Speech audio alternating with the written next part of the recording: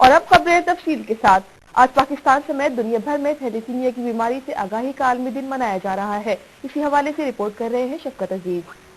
Thalassaemia خون کی ایک موروثی بیماری ہے جو والدین سے بچوں میں منتقل ہوتی ہے۔ اس مرض کی دو اقسام تھیلیسیمیا میجر اور تھیلیسیمیا مائنر ہوتی ہیں۔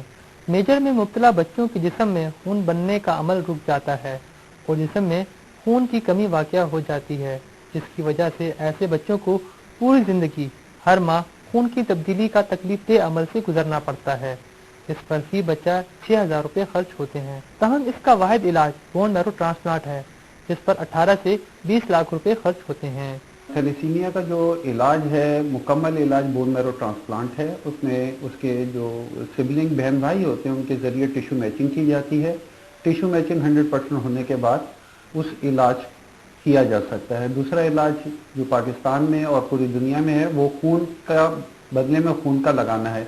ایک محتاط اندازے کے مطابق تھیلیسیمیا میجر کے بچوں کی تعداد پاکستان میں 80,000 سے زائد ہو چکی ہے، جبکہ ہر سال 6,000 بچے تھیلیسیمیا میجر کے ساتھ پیدا ہو رہے ہیں۔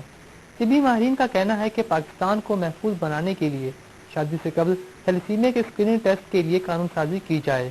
بچے کی پیدائش میں برتھ سرٹیفکیٹ میں اس چیز کا اندراج ہو، لازمی قرار دیا جائے، یا پھر اسکولنگ جس ٹائم ہوتی ہے تو اسکول میں داخلے سے پہلے ہونا چاہیے۔ اگر اس ٹائم بھی نہیں ہوتا ہے تو جس ٹائم اس کا شناختی کارڈ بن رہا ہوتا ہے شناختی کارڈ کے اندر اس کا ہو، ڈرائیونگ لائسنس ہے تو ڈرائیونگ لائسنس میں ہو، پاسپورٹ ہے تو پاسپورٹ میں ہو۔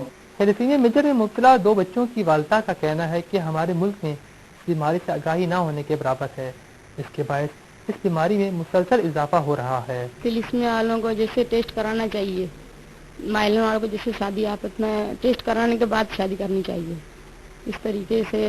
اور ان کو بھی میں بتانا چاہوں گی ٹیسٹ کرانے کے بعد ہی شادی کرو، جیسے ہمارے کو ہے جیسے دوسروں کو نہ ہو۔ ماہرین کے مطابق یہ مرض زیادہ تر ان گھرانوں میں ہوتا ہے جہاں خاندان کے اندر ہی شادی کی روایت ہوتی ہے۔ وہ خواتین جن کے یہاں پہلے سے تھیلیسیمیا کا مرض موجود ہو، انہیں چاہیے کہ حمل کے تیسرے ہفتے بچے کا پیرنٹل ٹیسٹ ضرور کرائیں۔ طبی ماہرین کا کہنا ہے کہ تھیلیسیمیا جیسے مرض سے بچنے کے لیے زیادہ سے زیادہ آگاہی کی ضرورت ہے تاکہ آئندہ آنے والی نسلیں اس مرض سے بچ سکیں۔ کیمرہ مین ذوالفقار کے ساتھ شفقت عزیز، ہیلتھ ٹی وی، کراچی۔